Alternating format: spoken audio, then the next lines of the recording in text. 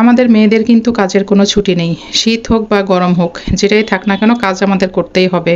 আবার বিনা বেতনে চাকরি করতে হবে। তো যাই হোক, সকালবেলা দৌড়ে চলে আসলাম রান্নাঘরে, আর রান্নাঘরে এসেই কিন্তু রুটি বানাই ফেলতেছি। তো এই যে দেখেন, আমার মতো এরকম রুটি কে বানান? আমি কিন্তু যতই রুটি বানাই, আমার রুটি সব এক সাইজের হবে এবং একটু ভারী হবে। যেখানে 3টা রুটি বানাইতে হবে, সেখানে আমি একটা রুটি বানাবো। আমার সময়ও কম লাগবে আর কষ্টও কম হবে। কি বলেন আপনারা সবাই? আচ্ছা, যাই বলেন, সমস্যা নেই। তবে আমি এরকম করেই বানাই, আর এটাতে আমি তেল দিয়ে কিন্তু ভাজি। এটাকে আপনারা রুটি পরোটা বলতে পারেন, রুটি পরোটাই বলতে পারেন, সমস্যা নেই। কারণ হচ্ছে কি, আমি রুটির মতোই করেই হচ্ছে তেল দিয়ে ভেজে ফেলি।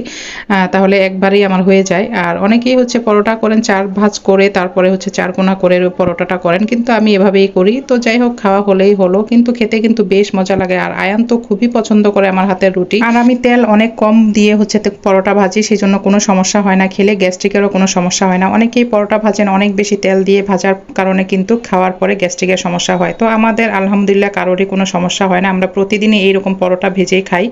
তো যাই হোক, নাস্তা শেষ করে কিন্তু আমি দুপুরের কাজে চলে আসছি। এখানে আমি পুঁইশাক কাটাকুটি করতেছি। পুঁইশাক কিন্তু আজকে আমি সুন্দর করে চিংড়ি শুটকি দিয়ে আলু দিয়ে রান্না করব। আর পুঁইশাকটা আমার খেতে ভালো লাগে, আমার হাজব্যান্ডও কিন্তু খেতে পছন্দ করে, তো এই জন্যই আমাদের পুঁইশাকটা আনা হয় বেশি।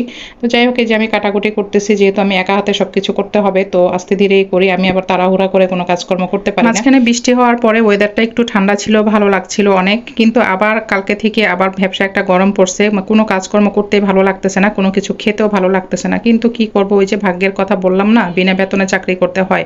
তো যেহেতু পেট আছে, খেতে হবে, আর খেতে হলে তো রান্না করতেই হবে। তো এই আর কি অবস্থা। তো এই যে দেখেন, আমি কিন্তু রান্না করতেছি। এখানে আমি আলু দিয়েছি এবং পুঁইশাকের সাথে, এবং চিংড়ি শুটকি দিয়ে রান্না করতেছি। এই যে ডাটাগুলো, মোটা ডাটাগুলো আমি মাঝখান দিয়ে কেটে দিচ্ছি, আর এই যে চিংড়ি শুটকি দিয়ে রান্না করতেছি। আর ঝোলটা একদমই কম রাখবো, একটু ঝাল করব। কেন জানি এরকম করে হঠাৎ করে মনে হচ্ছে যে রান্না করলে ভালো লাগবে, খেতে ভালো লাগবে। তো যাই হোক, এই যে আমার রান্না কিন্তু কমপ্লিট হয়ে গেছে। আর সেই সাথে আমি একটু করলা ভাজি করে নিয়েছি, যেহেতু প্রচুর গরমের মধ্যে করলা ভাজিটা খেলে শরীরের জন্য অনেক ভালো। তো আপনারা কিন্তু অবশ্যই করলাটা প্রতিদিন খাওয়ার ট্রাই করবেন। আর আমি করলাটা বেশি একটা ভাজি করি না, অনেকে একদম ভাজা ভাজা করে ফেলেন, সেই ক্ষেত্রে কিন্তু করলার কোনো গুণাগুণ থাকে না। আমি একটু কাঁচা কাঁচা রেখে সবসময় ভাজি করি। তো যাই হোক, আমি দুপুরে রান্নাবান্না শেষ করে কিন্তু এই যে দেখেন, বারান্দায় একটু আসছি। আর বারান্দার মধ্যে এত সুন্দর হয়েছে, আমার হচ্ছে বাহিরের থেকে একটা গাছ উঠছে আমার বারান্দার মানে গ্রিল বেয়ে, আমার কাছে খুবই ভালো লাগতেছে। আমি এটা ছিঁড়ছি না, আমি বলতেছি, সবাইকে বলে দিছি যে এটা কেউ তোমরা ছিঁড়বা না।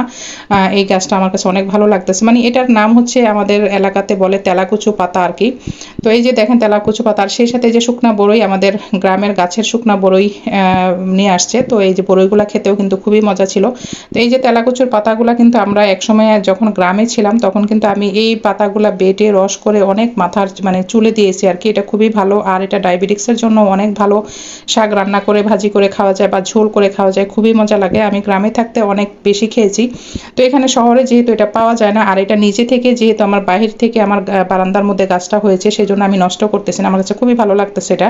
তো এটা এভাবে আছে, আর আমার বারান্দাটা খুবই ছোট, তারপরও আমি এটা রাখছি যে দেখি কতদিন পর্যন্ত রাখা যায়। আর বাইরে দেখেন কি পরিমাণে রৌদ্র উঠছে, প্রচুর গরম পড়তেছে। তো যাই হোক, আজকের ভিডিওটা কেমন লাগছে অবশ্যই কমেন্টে জানাবেন। আর এখানে ভিডিওটা শেষ করে দিচ্ছি। সবাই ভালো থাকবেন, আল্লাহ হাফেজ।